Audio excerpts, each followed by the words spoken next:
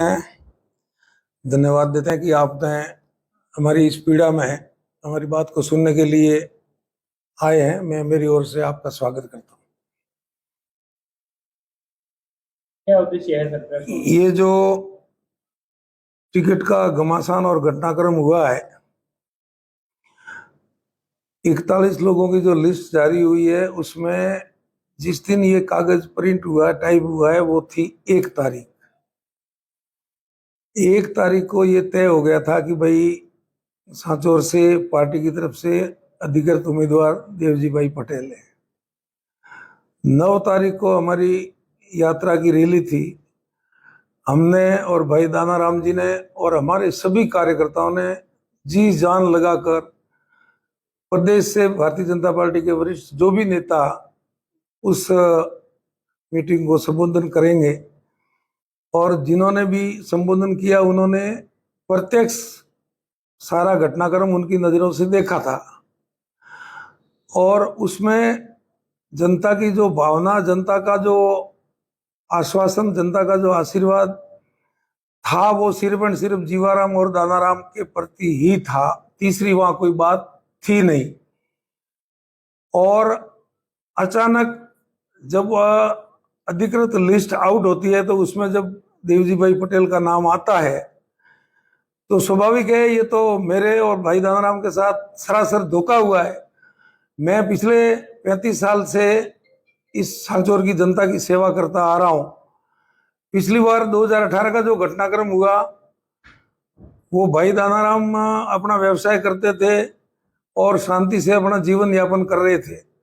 जीवाराम को खत्म करने के लिए इन्होंने बड़ी चाल चल करके और भाई दानाराम जी को इसमें लाए। इनका व्यवसाय था, इनका ये विषय भी नहीं था, तो इनको इस तरह से घुमा फिरा के और बरगला करके इसमें डाल दिया और खुद साथ में जाकर के टिकट दिलाई। चलो कोई बात नहीं, उस गुस्से में मैंने भी चुनाव लड़ लिया और भाई दानाराम जी ने भी लड़ लिया और हम दोनों को मिलकर के 1,05,000 जनता ने वोट दिए। वो भी हमें स्वीकार्य था। उसके बाद में जब हमको थोड़ा बहुत डाउट लगा तो हम दोनों भाइयों ने आपस में बात करी कि भाई ये सांसद साहब का मामला कुछ गड़बड़ लग रहा है। इन्होंने एक जनता में बात रखी कि भाई जीवाराम जी और दानाराम जी दोनों आपस में लड़ते हैं, उनको देंगे तो उनको वो हराएगा और उनको देंगे तो वो हराएगा। हम दोनों भाइयों ने तय किया कि हमारी ये इस प्रकार की अव्यवस्था अपने को रखनी ही नहीं है। तो हम दोनों ने अपने मन से तय कर दिया कि भाई हम दोनों भाइयों में से किसी को भी पार्टी टिकट देगी तो हमको स्वीकार्य है। तो वो व्यवस्था भी वहां खत्म हो जाती थी। उसके बाद इन्होंने नाटक रचा। दिल्ली के अंदर हमने कोई प्रेस कॉन्फ्रेंस नहीं करी, हमने किसी मीडिया को कोई बाइट नहीं दी।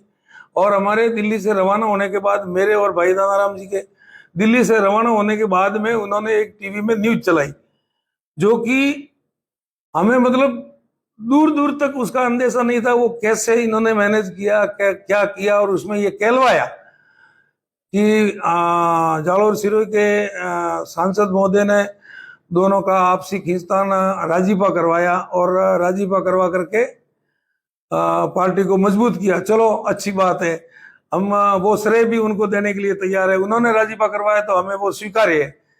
लेकिन जब हम दोनों वहां दिल्ली में हमारे शीर्ष नेतृत्व को भी ये कह करके आए थे कि भाई हम और दानाराम, जो ये आपके पास जो खबरें आ रही है कि भाई दानाराम जी को टिकट दी तो जीवाराम जी हराएंगे, जीवाराम जी को टिकट दी तो दानाराम जी हराएंगे, ऐसी हमारे आपस में कोई बात है नहीं। हम दोनों एक है।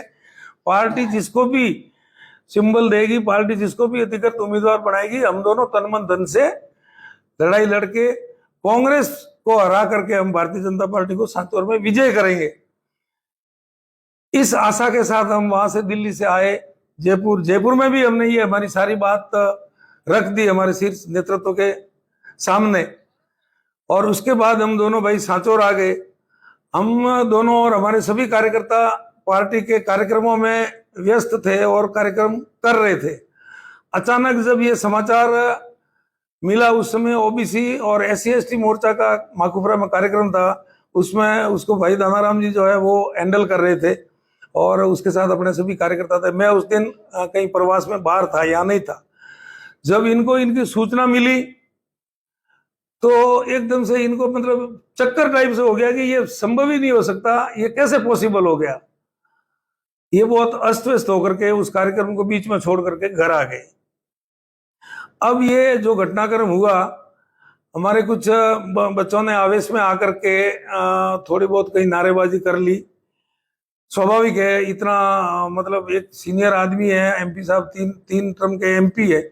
अगर बच्चों में कुछ ऐसा गुस्सा और आवेश है तो उनको नीचे उतर करके उनको फुसकारना चाहिए था कि बेटा आओ, क्या बात हुई, आप मेरे से बात करो, आप क्या चाहते हो।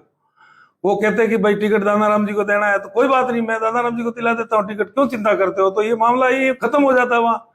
उस मैटर को इन्होंने एमपी पड़े का धौंस दिखा करके और मतलब एसपी साहब को फोन किया, पुलिस वालों को फोन किया, उनके खिलाफ मुकदमा दर्ज कर दिया। ये एक वरिष्ठ व्यक्ति को शोभा नहीं देता।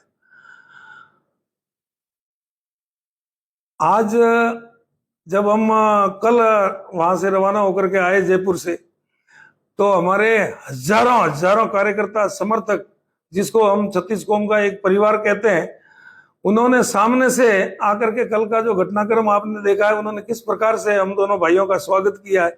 टिकट मिलने के बाद में तो स्वाभाविक है लोगों का आना, लोगों की भीड़ होना, लोगों की बधाई देना, लेकिन टिकट कटने के बाद में कम से कम 2000 गाड़ियों का काफिला और 20-25 हजार लोग, ये क्या दर्शाते हैं। उन लोगों की क्या मानस है, उन लोगों का क्या विचार है और वो लोग क्या चाहते हैं।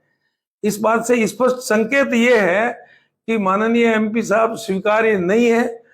भाई दानाराम और जीवाराम दोनों के बीच में किसी को भी पार्टी टिकट दे, हम सभी कार्यकर्ताओं को वो बात स्वीकार्य है। ये इस बात का नमूना और प्रूफ था।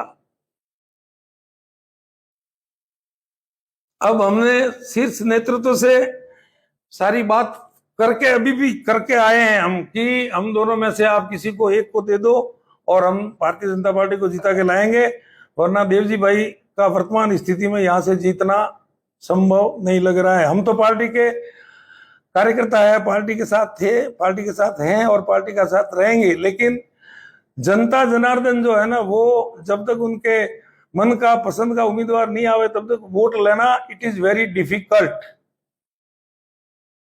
वो हम कितनी भी मेहनत कर लेंगे तो वो मानने वाले नहीं है, उनको हम कैसे मनाएं।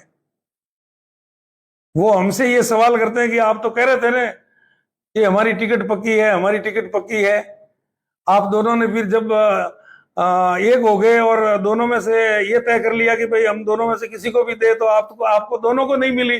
अब आप किस मुंह से, किस भाव से हमारे पास वोट मांगने आए हो। हमारे पास उस बात का क्या जवाब है। धन्यवाद।